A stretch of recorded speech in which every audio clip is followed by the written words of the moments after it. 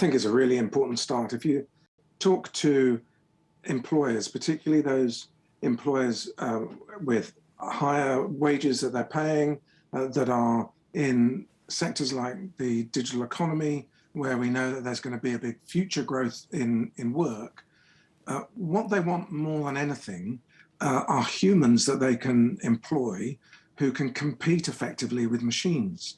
And that competitive advantage that humans have is on the basis broadly of those 4 C's of collaboration, communication, critical thinking, and creativity. So can I pin you down a bit here, Jim? Because we have been talking about the inexorable march of technology and the new challenges. How do you prepare young people for those new technologies without losing the foundations of education, reading, writing, etc.?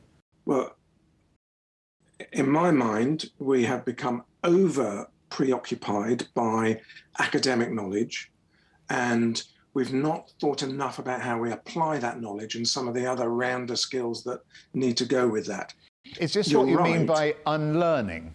Yes, to an extent, that's right. You know, I think the young people that I talk to, they are becoming pretty good at, the majority pretty good at sitting tests in large sports halls on tiny little desks with paper and pen. That's a pretty specific skill that they're never going to use again in their working lives, and recalling knowledge that in the end machines are going to be better at recalling. And they've got to kind of unlearn that that's what education is. We've all got to unlearn that and go, yes, in being able to read and write confidently, being numerate and confident with science knowledge, those are all really important things to equip us for our future.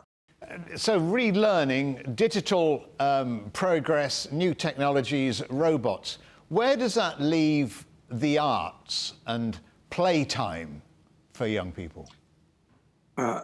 They're really essential. You know,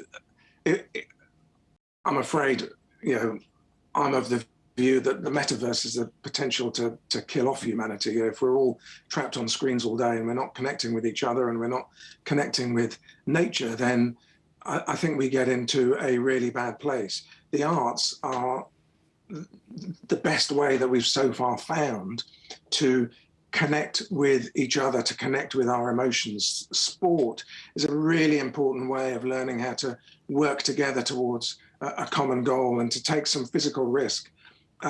Those are essential for a broad and balanced curriculum that should be at the heart of every school. And that's true, especially in Scandinavian countries, isn't it? The importance of play, of time away from the classroom for the child's development. And you acknowledge that sort of importance. And I wonder whether curriculums in the UK and Europe are taking note of that. Well, certainly I think in my country here in England, we are behind the curve on that. Play-based learning is something that's pretty embedded everywhere you go in the early years of education.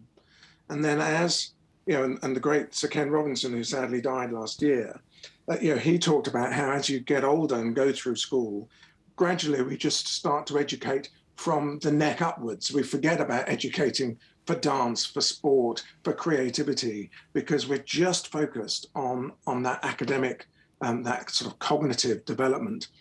And we're missing out a lot. What play offers is the opportunity to learn through failure, through trying again and again and collaborating with each other. There's huge opportunity attached to play-based learning. And I think the reality is often in the world of work, we do a lot of that. It's possible to misinterpret that in terms of people playing when they should be working, but there is playful working, which is highly productive. Finally, can critical thinking be contagious? If you're leading a team, if you're leading a school, and you're thinking along these lines, will people follow you, do you think? Will people listen? Will people copy you? I believe so. I think if we're talking and an idea is sparked of something that you've not really thought of before because someone's thought about the problem differently, they've been creative in the way that they've thought about things, they've interpreted things differently, then that sparks something in you and you go, oh, okay, that's interesting. That's a bit like that other thing that I was thinking about the other day. And then you start to join up the dots of different bits of knowledge that we all hold in isolation and create something really exciting. You know, it's a bit like the imaginal cells in the final metamorphosis of a caterpillar into a butterfly. They sit separately, they're separate DNA from the rest of the caterpillar, but then they start to hum on the same frequency as each other. And out of that, the beautiful winged butterfly emerges. And that's a metaphor, if you like, for where we can get to if we embed this thinking properly. A beautiful metaphor. Lord Jim Knight, many thanks for joining us on The Agenda. Thank you.